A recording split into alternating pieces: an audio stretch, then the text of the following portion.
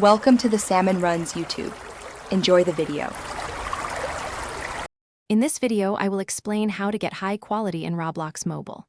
First, open the Roblox app and tap the Roblox icon in the top left corner to access the in-game menu. From there, navigate to Settings.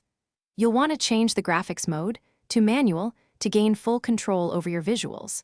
Then, simply slide the graphics quality bar all the way to the right, setting it to its highest possible value for the best visual experience. This ensures Roblox renders with maximum detail.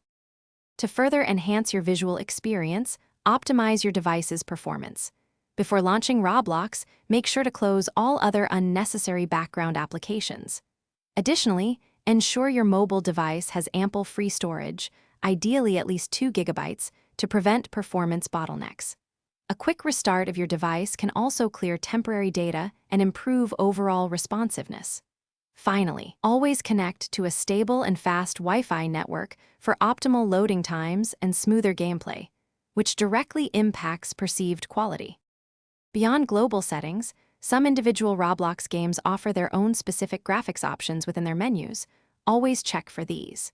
It's also crucial to allow sufficient time for all game assets to fully load when you first join an experience, as this impacts visual completeness.